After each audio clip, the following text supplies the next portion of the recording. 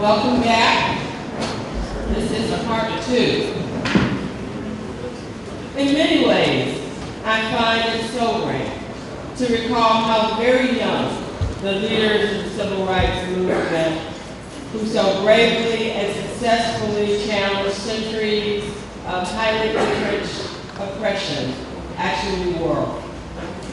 But then across the full landscape of time, transformative change has perennially been in the hands of brave, bold, and courageous youth who have dared to imagine a better world than the ones in which they have found themselves. So to our students here this morning, I hope that you were inspired by the fact that our honoree today, John Lewis, stepped forward with his unwavering commitment to nonviolence while still an undergraduate at Fisk University. At the age of 20, he co-founded the Student Nonviolent Coordinating Committee, which very quickly provided a crucial advantage for the civil rights movement. By the age of 23, Mr. Lewis was a key strategist working shoulder to shoulder with Dr. King, Ella Baker, and so many others. His ability to inspire action, his bold speeches, his clear-eyed challenges to a government that was stunningly complacent about the dramatic displays of violence against peaceful demonstrators, as well as his tenacity in risking his own life again and again and again to push forward an agenda for social justice and stand as a testament to the highest qualities of the human spirit, passion, and compassion. We welcome our guest speakers to share their own testimony of the spirit and work of John Lewis during a time of dramatic change and beyond. Our moderator for this part of the program is Kenneth J. Knesko, Director of the Ivan Allen Institute for Advanced Studies. This unit has the mandate of enhancing Georgia Tech's capacity to address global challenges by facilitating connections for research across our internal boundaries and by enabling public engagement opportunities between the Institute and partners across the communities that we serve locally, nationally, and globally. Ken is well versed in such endeavors through his long-standing appointment as McEver Professor of Engineering and the Liberal Arts. Ken.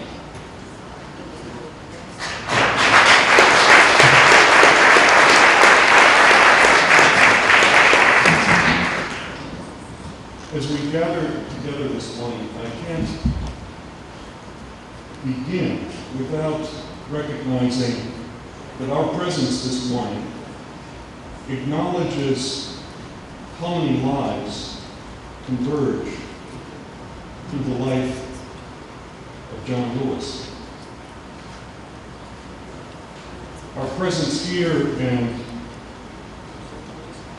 our celebration of the work of John Lewis, as we've already heard, marks many things. It marks the 50th anniversary of the March on Washington, and indeed, as we've been reminded, Mayor Allen's testimony in Congress also in 1963. We also gathered on April 4th, a day that marks the 45th anniversary of Martin Luther King's assassination. The witness that we share on the influence of the life and work of John Lewis is strong, and it especially manifests itself in those who are here this morning to share their reflections on the impact that he has had on them as individuals, and indeed through their lives on all of us. We are truly honored to have with us this morning individuals who've worked closely with John Lewis and who will share their tributes with him. We thank each of you for being with us. After viewing video greetings from President Clinton, Senator Isaacson, and Archbishop Tutu, Sherry Frank, Dwight Fowler, Charlene Hunter-Galt, and Andrew Young will share their tributes. And for the sake of the time that we have, I will simply ask each of you to come to the podium after the other has spoken. As we have worked on this event, many of us in the room, I've been struck repeatedly by the innumerable people whose lives have not been simply, as we often say, touched by John Lewis, but honestly changed by John Lewis. The reflections we hear this morning will also represent many, many others here in our community that extends from Atlanta to the nation and to the world. At this point, we will view the video tributes.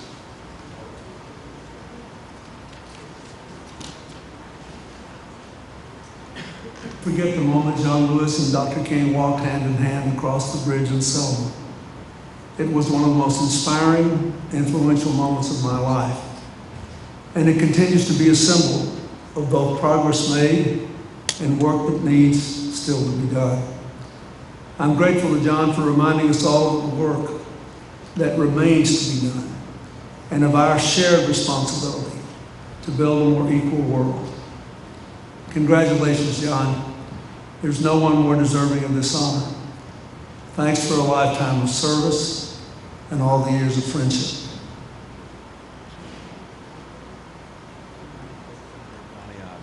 I'm delighted to acknowledge the presentation of the Ivy Allen Jr. Prize for Social Courage to my friend and a great American and a great Georgian, John Lewis.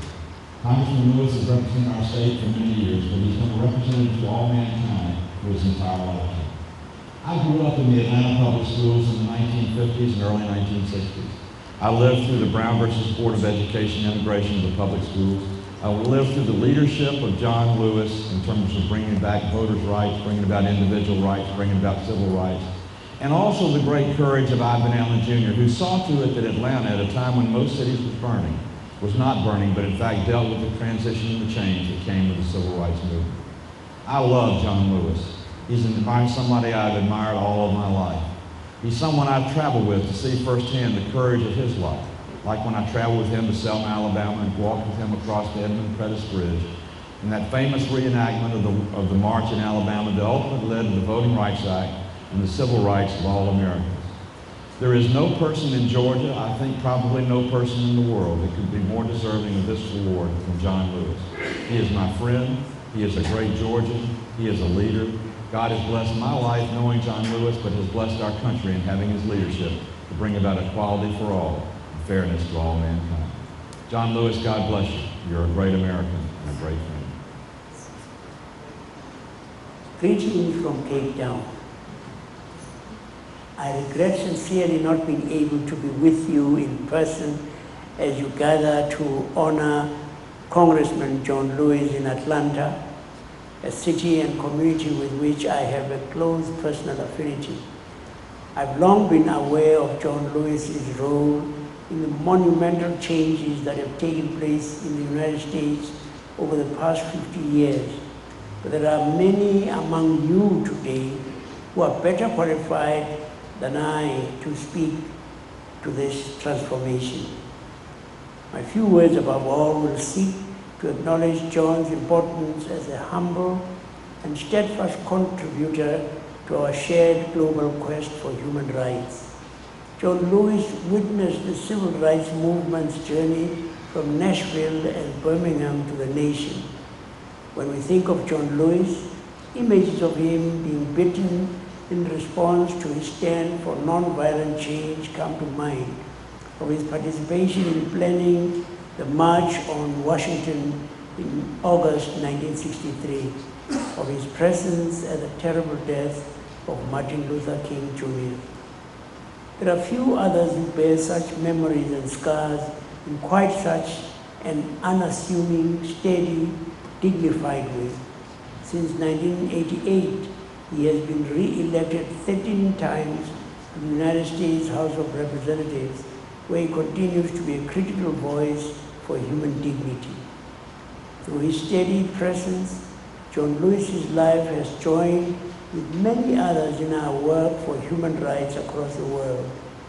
The powerful message of non-violent change that grew from the work and witness of Mahatma Gandhi took root in colleges, seminaries, churches, and synagogues in the United States and right across the world. Through Martin Luther King, whose presence we remember today on the 45th anniversary of his death, the message of nonviolent change became a beacon for the world. John Lewis is a global role model for good. He recognizes that as long as some of our brothers and sisters remain in bondage, none of us can be free. It is an honor for me to recognize with you the steadfast presence of John Lewis to act through love for our fellow humans. God bless you, and congratulations, John.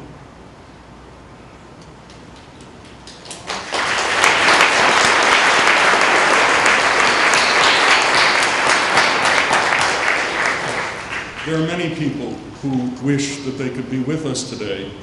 President Carter is among those distinguished people that they wish that they could be with us, and I'm pleased, Congressman Lewis, to recognize that we've received a letter from President Carter and Rosalind Carter that reads as follows. Rosalind and I are pleased to send our congratulations as you receive the 2013 Ivan Allen Award for Social Courage and regret that it is not possible for us to be with you in person. As you gather in Atlanta, we are visiting current Carter Center projects in Asia. Your role in the monumental changes that have taken place in the United States during the past 50 years are manifest in the countless people that you have inspired through your witness for human and civil rights. While we think of your witness in the transformations associated with the civil rights movement, your work has moved steadily forward, providing support for the social development of citizens of Georgia and the world. The award you receive today stands as recognition of your steadfast presence and commitment to do the right thing through your ongoing service to us all. Signed, Jimmy Carter.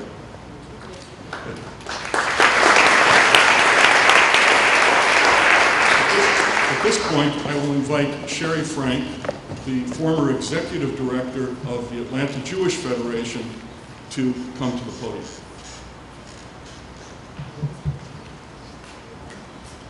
In the spring of 1982, as the executive director of the American Jewish Committee's Atlanta chapter, I pulled together a group of Black and Jewish leaders to discuss the pending legislation before Congress for the renewal of the Voting Rights Act.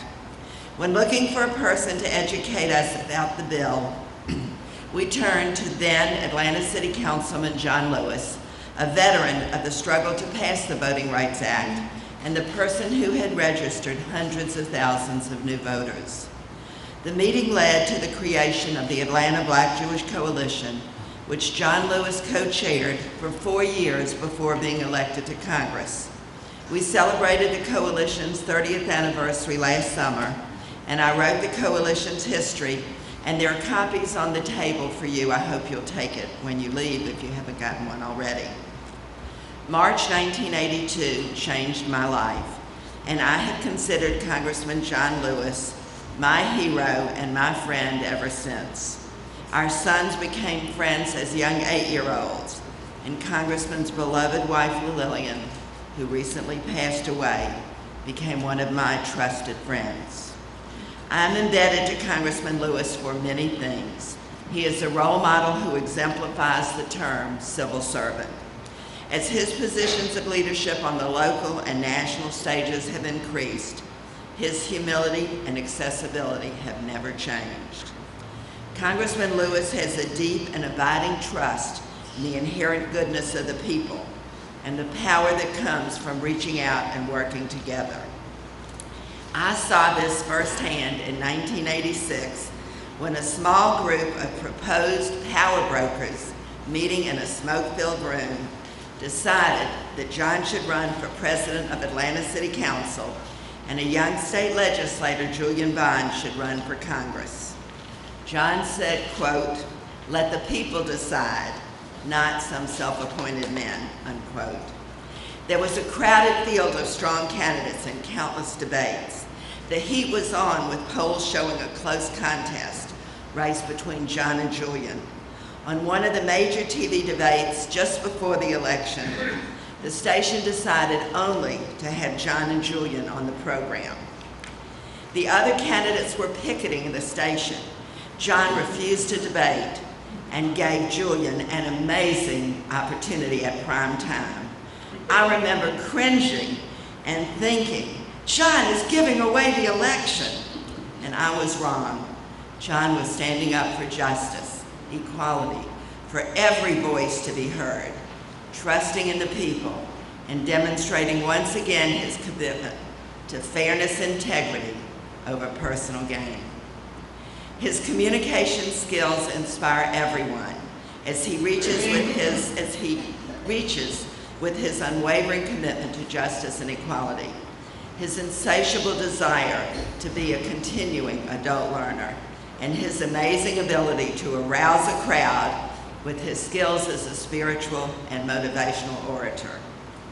Congressman Lewis is proud of his modest roots, and in speaking about them, he gives everyone his optimistic view that we can each reach heights beyond our own imagination.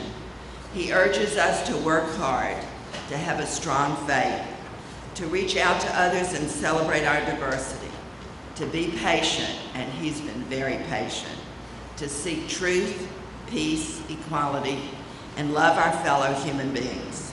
In his brilliant new book titled Across That Bridge, I was mesmerized by the simple values that Congressman Lewis describes as his, quote, life lessons and a vision for change, end quote.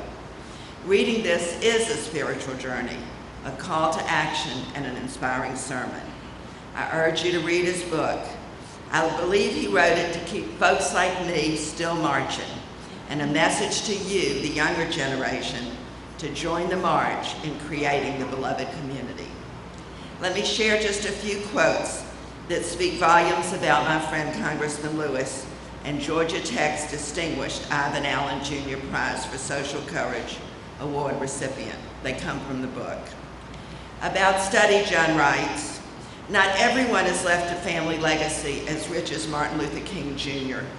or has the same gifts and privileges, but there is a power that can rise up even from the lowliest of places and guide you to the forefront of change if you really truly want to create a better world."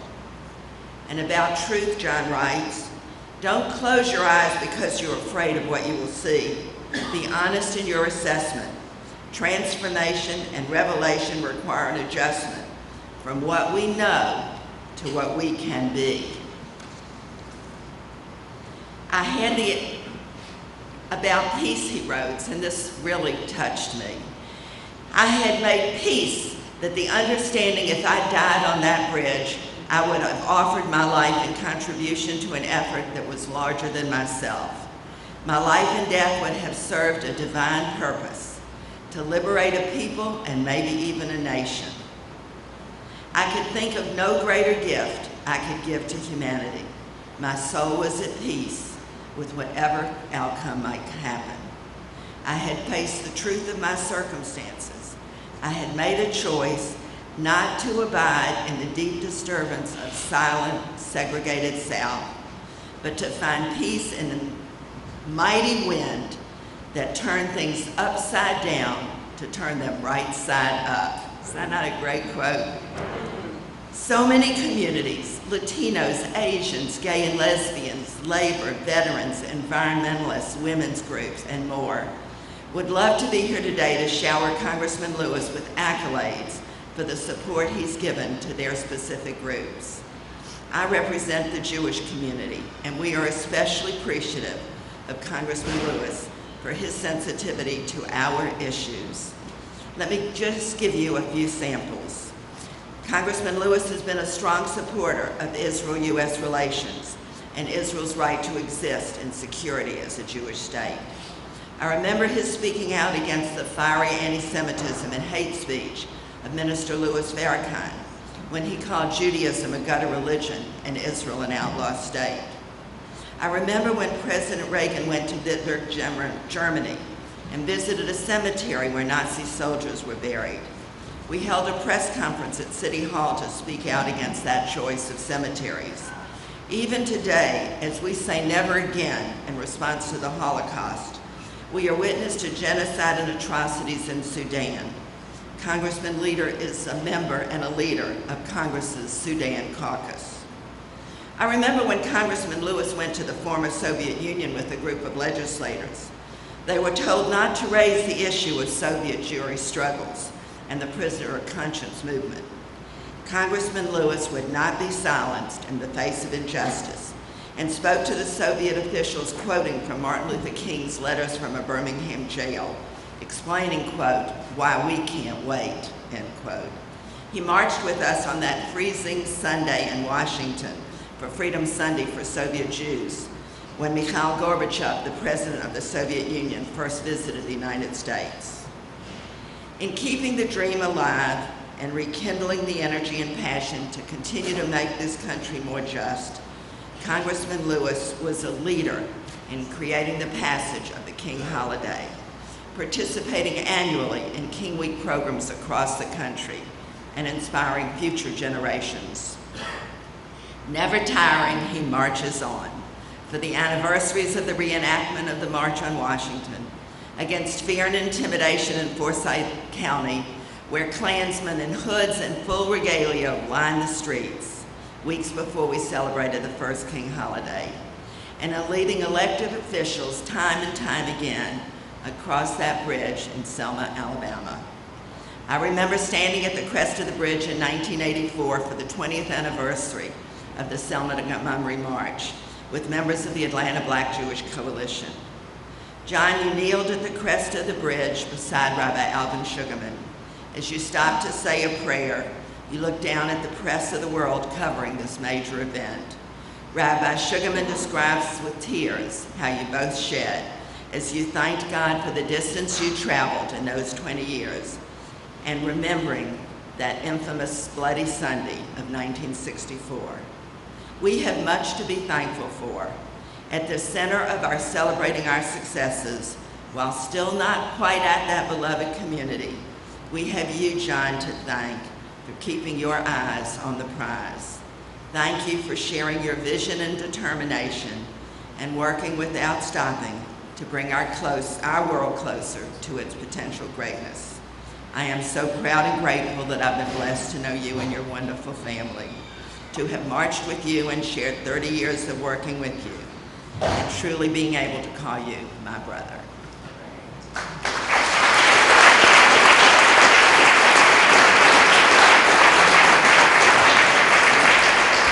The next speaker is the Honorable Leitch Fowler.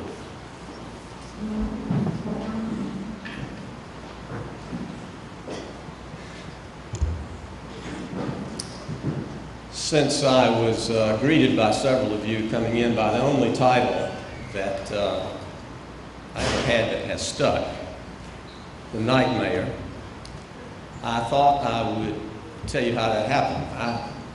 When Congressman Charles Weltner, for whom I worked, resigned his seat in the Congress on a matter of extreme moral courage, I came back to go to law school at Emory.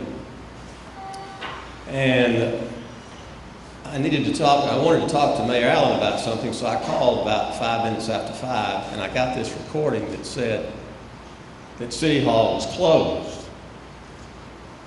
Well, having been a big top aide of a United States congressman where we worked till midnight and returned every constituent's call the same day, I was appalled. And I called Mayor Allen the next day and I said, you can't close City Hall. What about all these people that work with their hands and their backs? They don't have secretaries to come down and pay their water bill and their gas bill. You've got to have somebody down at night to do the people's business. He said, that is a brilliant idea. What fool can we get to do it? That's how I became the night mayor and actually launched my political career.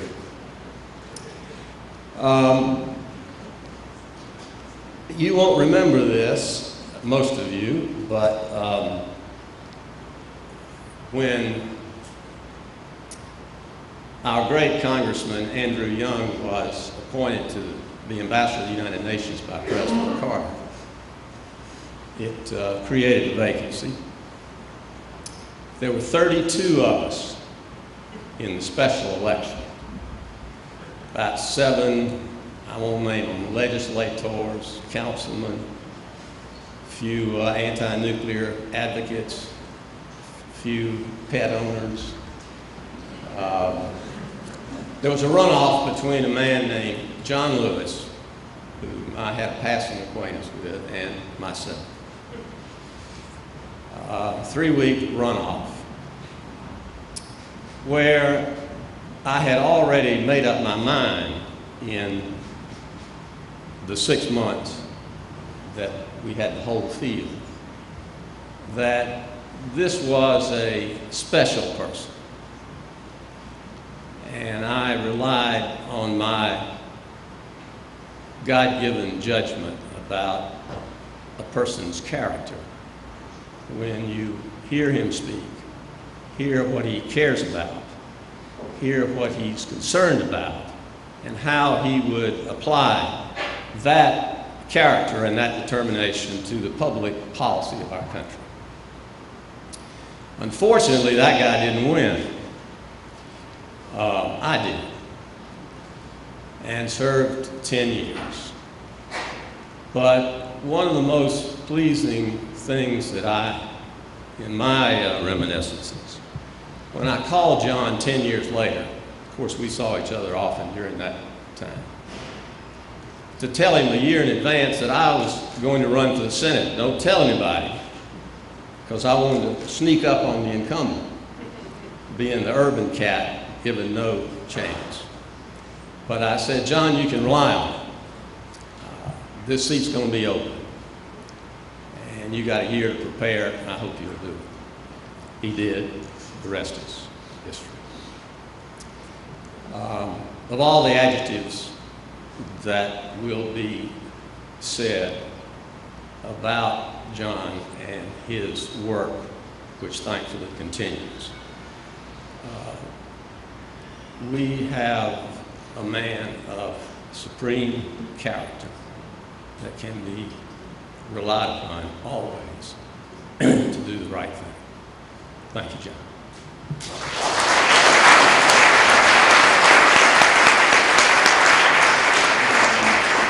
The next speaker is Charlene Hunter Galt.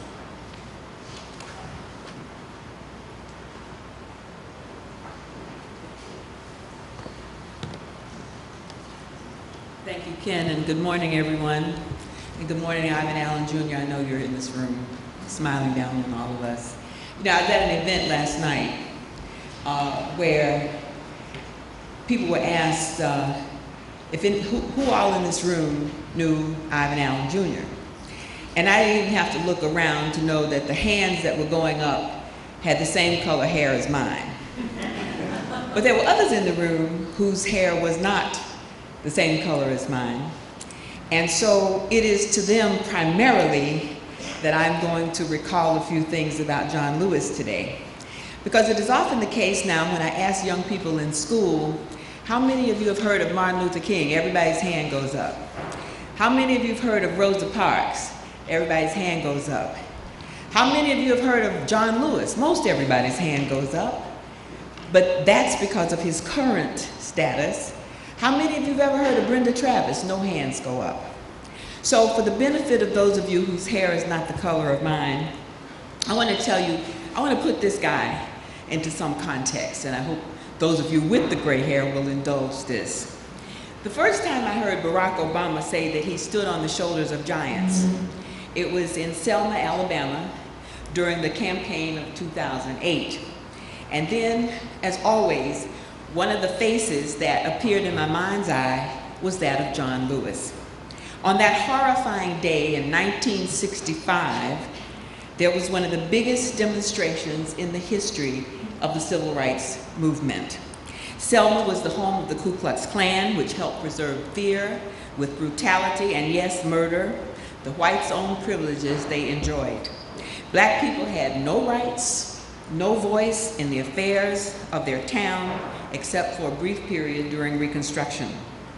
The whites who ran things kept them confined to work in the cotton fields, in their kitchens, and in their gardens. To speak up about just about anything could lose one of those limiting jobs, or worse, to be hung from a tree. As a result, they didn't challenge their conditions, although they were not happy with them. As the author and late attorney C.L. Chestnut once wrote, the first struggle would be against black fear, not white resistance. And as my good friend Andrew Young and fellow speaker today, I'm gonna steal from you before you get up here, also recalled, residents of Selma were like the dog who gets kicked all the time but just moves out of the way whenever someone comes along. But he also went on to say, by 1965, the dog had been kicked too many times. Selma had been bruised and abused long enough. John Lewis was one of the reasons the people of Selma were able to confront their fear and rise up to demand their full rights as citizens. Earlier in 1963, John and his fellow members of the Student Nonviolent Coordinating Committee, the brash young civil rights organization known as the shock troops of the movement, took their first voter registration campaign to Selma. Only 2% of blacks in the entire state of Alabama were registered, not least because of the ridiculous obstacles they put in the path of black voters. In Mississippi, for example, blacks would-be voters were required to take literacy tests, recite from memory portions of the state constitution, and interpret them, often for white registrars who could neither read nor write. One SNCC worker who tried to get blacks registered in Selma was ambushed and beaten so badly he was near death. This horrible viciousness was not new to John Lewis. And so in 1961, as we briefly heard earlier, he organized the first freedom rides from Washington, D.C. So well knew he that the perils possibly lay ahead, he and others who joined him did amazing things for some so young. How old were you, John, at that time? 21. At 21 years old, John Lewis was later to recall, "We were prepared to die. Some of us signed letters and wills. We didn't know if we would return." And sure enough, the group encountered their first resistance in Rock Hill, South Carolina, when a group of young white toughs at a bus station pinball machine noticed John as he stepped off the bus, always in the lead. As I wrote with tears, you know, John is a big crier, and maybe that's in the DNA of civil rights activists, because as I was writing about this in my latest book, I wrote, when John stepped off the Greyhound bus and attempted to enter through the white entrance, and I'm writing this and tears are rolling down my eyes, one of the whites directed him to the colored entrance. John responded, "I have a right to go in here on grounds of the Supreme Court decision in the Boynton case." Now, I'm sure these pinball players had no idea what the Boynton case was. I didn't either, I had to look it up. One of the white youths spit out a profanity, and when Lewis ignored it and started in through the door, a young white man punched him in the mouth, thus giving John the dubious distinction of taking the first blow to a freedom rider. John took many more blows there and elsewhere in the South, so that when he got to Selma, he may have had also the dubious distinction of having taken more blows to his head and body than any other civil rights activist. Andy's shaking his head, he said, that's right. Sometimes when I hear him so eloquently defending the ongoing challenges to full equality on the floor of the House, on radio or TV, I marvel that he can think at all, let alone so brilliantly and persuasively. But clearly, blows didn't affect or deter the young man who started out to become a preacher at an early age and would practice his sermons in the backyard of his Mississippi home, his audience being the chickens he raised in the backyard. And Selma was no exception. SNCC was not in favor of the march, but John Lewis once again put his well-battered body on the line. On that day, March 7th, John was in the lead, along with SCLC's Hosea Williams, as a throng of some 400 mostly black people, including at least one 8-year-old, Sheann Webb, headed out from Brown Chapel AME Church towards Selma's One Bridge. When the marchers crossed the Edmund Pettus Bridge, waiting for them on the other side was an untold number of Alabama state troopers, some on horseback. The troopers gave a warning that the march was unlawful, and in a flash waded into the demonstrators, beating them with billy clubs and whips. They also set off tear gas and trampled some demonstrators with the horses. John Lewis and an older Selma resident, Amelia Boynton, who was responsible actually, right, for SNCC being there, were not unconscious. The atrocities led to that day that would live in history as Bloody Sunday. There would be more blood spilled, more blows to the battered head of John Lewis. When I was researching my book, even though I was matriculating at an unfriendly university in Athens as only one of 2 black students, and on weekends went home to help an upstart young newspaper, the Atlanta Inquirer, cover the activities of the movement in Atlanta, I always marveled with my peers that they were able to confront what they were able to confront and endure on the front lines of the battle. I was shocked reliving those perilous times and often wondering to myself how John Lewis and so many of the others survived, but John especially, clearly with his brains intact, despite the efforts to make them fly out of his head. It was people like John Lewis who kept me keeping on at the University of Georgia when I walked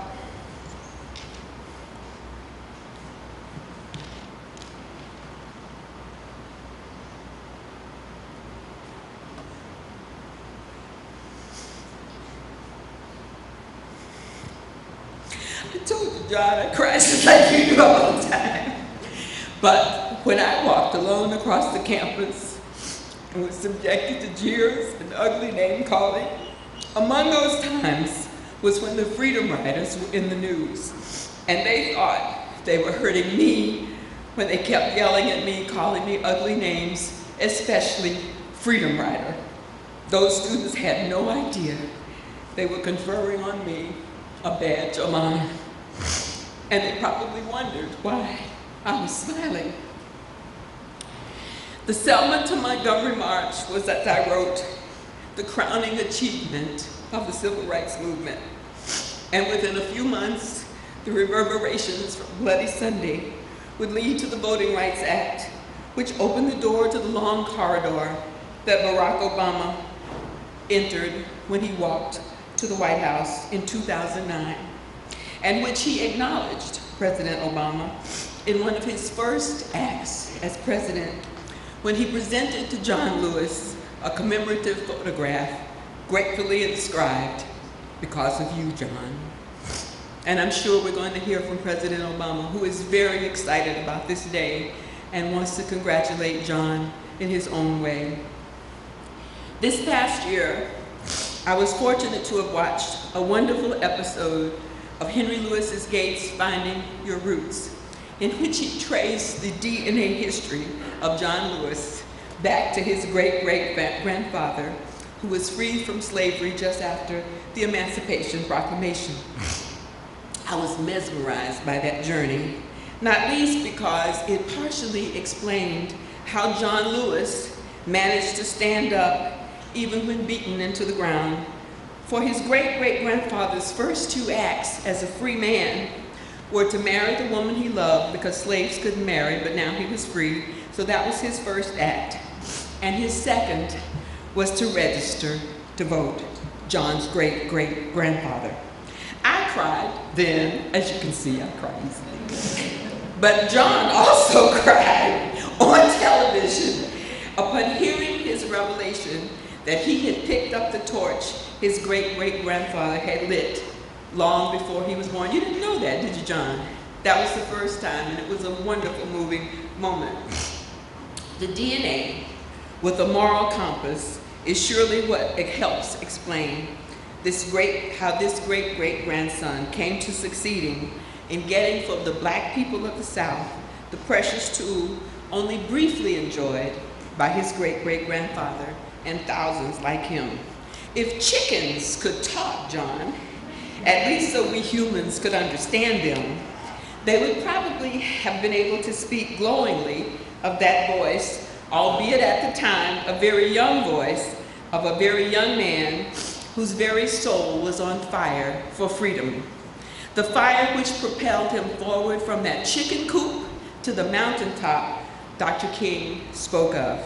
And I just know that as I stand today in grateful admiration and appreciation, the countless companions we have lost along the way, like my colleague from the University of Georgia, Hamilton Holmes, John's beloved wife, and so many others, are smiling down on us, on John in particular, on that head, bald as it is. We don't see a single blow because he took them and somehow they just flew off of him. They are smiling down on John, and they are happy that while you, John, confronted death, you lived to continue the still elusive fight for freedom, justice, human dignity, and equality for all.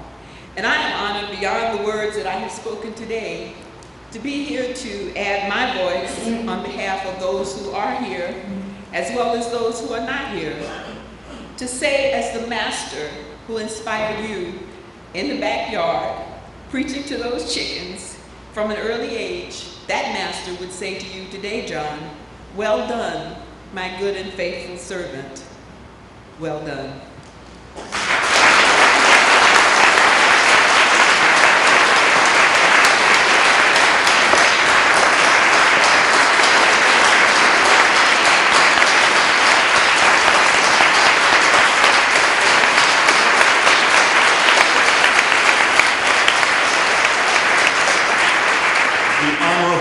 Andrew Young.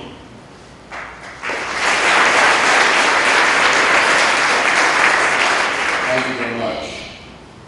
You know, I don't think any of us ever cried during the movement. I certainly didn't, even at the death of Martin Luther King. So when we cry now, it really is tears of joy as we remember fondly those days of struggle when we didn't know how they would come out. And we're probably crying, as the psalmist said, Thou preparest a table before me in the presence of mine enemies, and anointest my head with oil until my cup runneth over.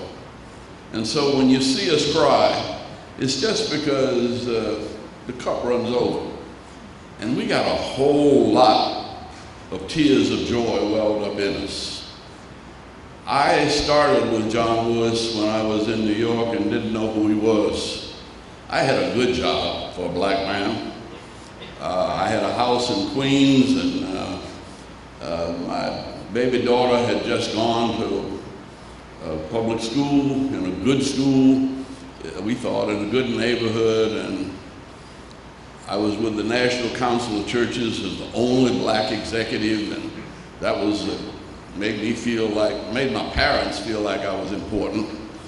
And we sat down one night and opened a bottle of wine, because I'm a Congregationalist and not a Baptist. And my wife and I lay down on the floor in front of the fireplace and turned on the television and said, and there was the Nashville sit-in story. And there I met John Lewis and Diane Nash and James Bevel and Bernard Lafayette and Kelly Miller Smith. And when the first intermission came, Jean said to me, "It's time for us to go home." I said, "We are home." She said, "No, this is not our home. It's time for us to go back south." And I said, "Well, where are we going?" She said, "I don't know." I said, "Well, what do you want me to do?" And it was you, John, it was your fault. She said, "I want you to quit your job, let's sell this house and go home." And I knew I'd married a crazy woman, but that was okay. First crazy woman, I married two. But there was such an impact and purity of intent and honesty and courage that we felt that we had to be a part of. And so I came back to Atlanta and got here in 1961 just as Ivan Allen was running for mayor. Now all of my friends from the streets were supporting somebody by the name of Muggsy Smith. And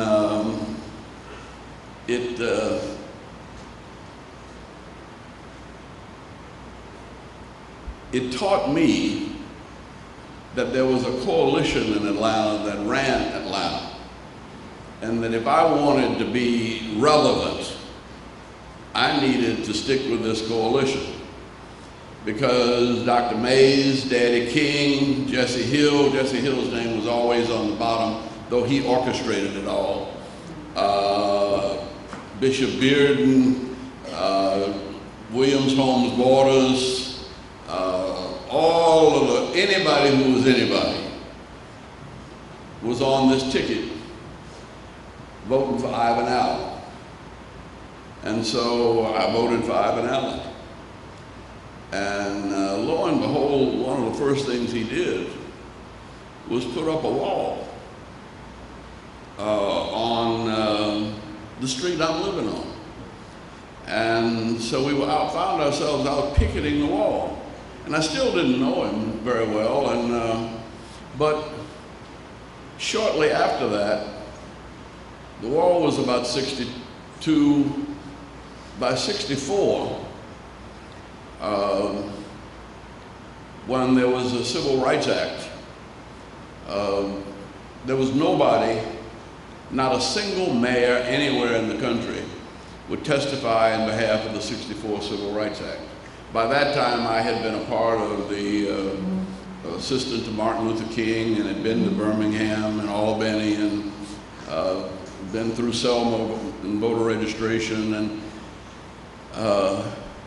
we thought it was both courageous and crazy because we needed to keep him mayor.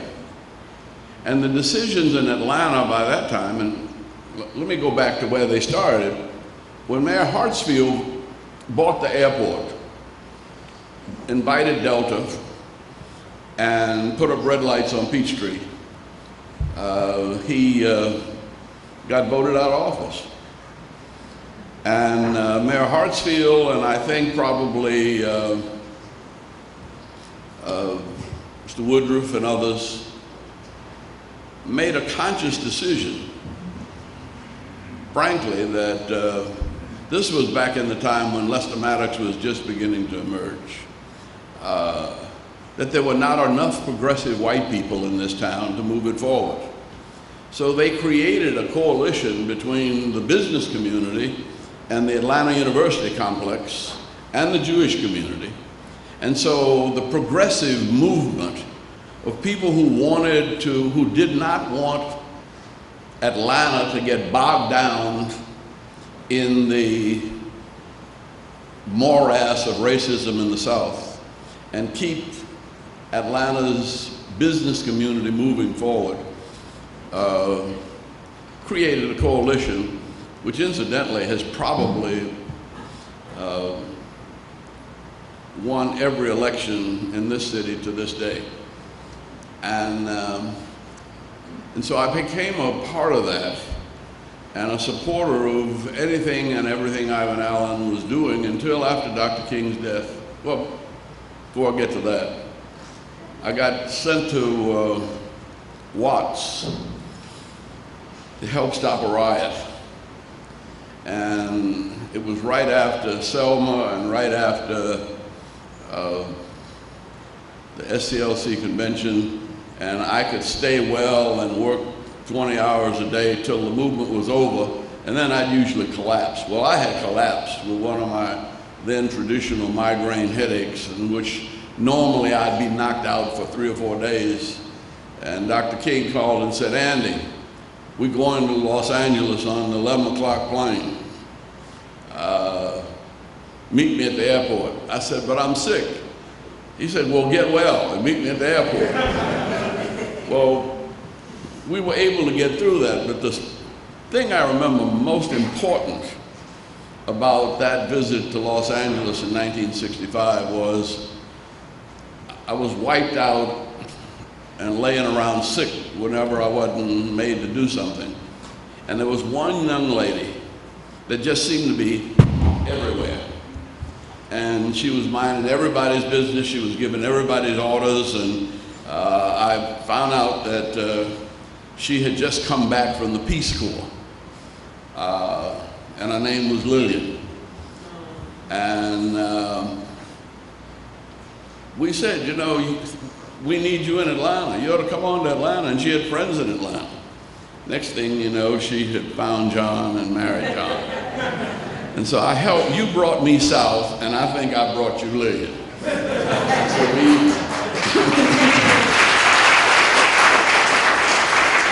now, we went through the movement fairly rapidly until Dr. King's death, and Ivan Allen was really heroic in helping Atlanta and the community to deal with Martin's death and assassination, which I don't think of as an assassination. And let me just say that right now.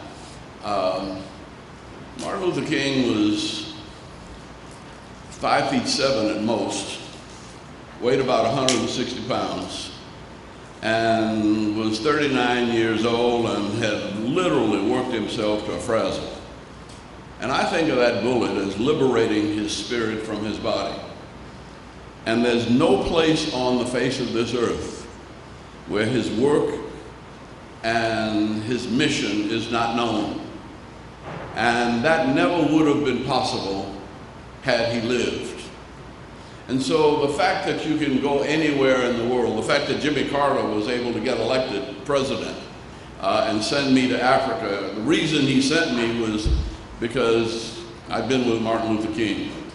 And that was the reason I was received. So the spirit and the power of Martin Luther King was enhanced by what they called assassination. We call it spiritual liberation. And so even Hosea Williams used to say that I couldn't be a man until I met Martin Luther King, because it took Martin Luther King to help me to overcome, he said, conquer the love of wealth and the fear of death. And if you can't conquer the love of wealth and the fear of death, it's hard to be a real man. And so that's sort of the impact of Martin Luther King on all of us. And so we can not fear and be sad this day, but right after his death, since he was killed organizing sanitation workers, we came back to Atlanta and I got put in jail by Ivan Allen. I wasn't put in jail specifically by Ivan Allen, but they had a strike, and we joined the strike, and we got arrested. Well, the fact that we joined the strike and got arrested made Mayor Allen kind of say, "I don't want this to go any further." So he made an offer to the union, and it was presented by a union labor lawyer who was a good friend of his, Joe Jacobs. And he came there and he made the presentation, And the union proceeded to vote it down. And he went back to Mayor Ivan Allen totally discouraged. And no ma'am, I won't finish this. Totally discouraged. And then I saw what he had offered. And after the union people left, I said, wait a minute, you know, I don't think we did right. And I said, let's look at this. And he had offered 2 steps, but he'd offered to drop the charges, and he'd offered to pay them for the time they'd been on strike. And I said, when you add that up, that's more than the 3 steps you've been asking. And if you keep striking, you might not get the charges dropped, and even if you get the 3 steps you got left, I said, I think you made a mistake. And they re-voted and voted to go back to work. And the union didn't know what happened, but when the word got to the mayor, he sent for me and he gave me some good advice. He thanked me for being reasonable, but he started talking about the newspaper. And he said, you can't run a city unless you get the newspaper to understand what you're trying to do. He said, now I'm gonna have to go over here and talk to Jack Tarver to make sure they get this right. And he said, he's my friend. He said, but if I don't go over there and talk to the editorial board, if I don't talk to the city editors, he said, you have to work with the newspapers or you cannot run a city. Well, that is the best advice I've ever had in politics. And it is still one of the most important messages that we have to maintain. And so John Lewis and I ended up on the city council together. I mean, I was mayor, he was on the city council. But even before that, he wrote a letter to Julian Bond, asking Julian Bond to run for Congress. And Julian said he couldn't run because his children were too young. And John gave me the letter. And I took it to New York and I showed it to Harry Belafonte. And he turned around and he called his wife and he said, John's written a beautiful letter here. I want you to get Sidney Poitier and Lena Horne and maybe Alan King or Tony Bennett, and we're going to have a benefit. And Julie asked, what is it for? And he said, Andy's running for Congress. And so, again, your letter, not only your presence brought me south, your letter got me in Congress.